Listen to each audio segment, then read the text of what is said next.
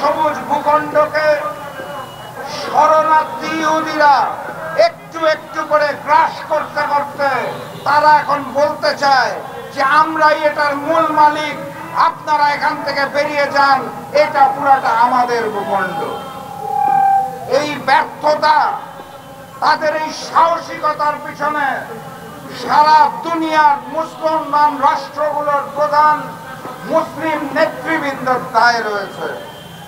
আমরা মুসলিম নেতৃবৃন্দরা একত্রিত হতে পারি নাই, সঠিক সময়ে প্রতিবাদ করতে পারি নাই, এবং এই একই কারণে ইসরায়েল আজকে সাহস পায় চোখ রাঙানোর, আমেরিকা আজকে সাহস পায় মুসলমানের পবিত্র ভূখণ্ড থেকে মুসলিমদের শরণার্থী বানিয়ে ওই ইহুদিদের হাতে ভূখণ্ড তুলে দেওয়ার। ইনশাআল্লাহ সারা জাহানের মুসলমানরা একত্রিত হয়ে ইহুদিদের ওই ষড়যন্ত্রকে রুখে দেওয়া হবে। সংগ্রামী সাথী এবং বন্ধুরা, যুদ্ধবিরতি চলছে, ইসরায়েল ফিলিস্তিনের মধ্যে যুদ্ধবিরতি চলছে। যুদ্ধবিরতি চুক্তিতে রয়েছিল গাজাতে প্রতিদিন 600 ট্রাক ত্রাণ হিসেবে প্রবেশ করবে, প্রতিদিন 600 ট্রাক।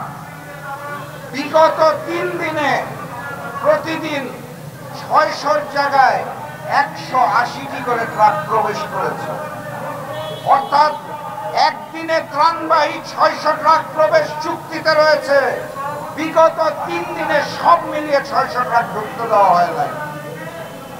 ওখানকার অসহায় মানুষরা ত্রাণের অপেক্ষায়, খাদ্যের অপেক্ষায় যখন বসে আছে, ছটফট করছে, সেই সময় যুদ্ধবিরতি চুক্তিকেও খেলাপ করেছে ওই ইহুদি শয়তানেরা।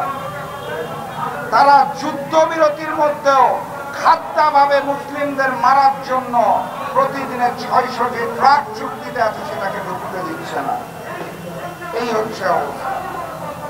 এমত অবস্থায় আমেরিকাতে বিজয়ী হয়ে এসে জনাব ট্রাম্প তিনি বলতে চাচ্ছেন এই ভূখণ্ড নাকি ইহুদিদের। আশেপাশের যেই দেশ আছে সেই মুসলিম প্রধান দেশগুলোতে গাজাবাসীদের শরণার্থী হিসেবে পাঠাতে চান।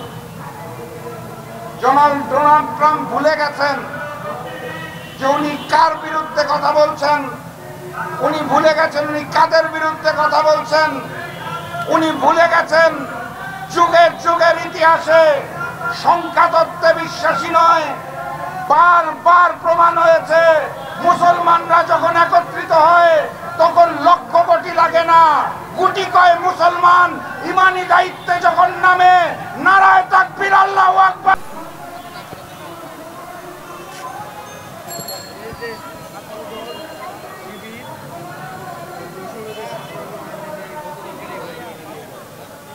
এখন যে ছাত্রদের যে ঝামেলাটা, মেন সমস্যা হলো কি, বর্তমানে জানেন বাংলাদেশে আমরা 16 বছর আন্দোলন করছি, 2 বছর তত্ত্বাবধায়ক সরকার ছিল, কিন্তু আমরা 16 বছর আন্দোলন করছি, কিন্তু আমরা সফল হতে পারিনি। কেন সফল হতে পারিনি?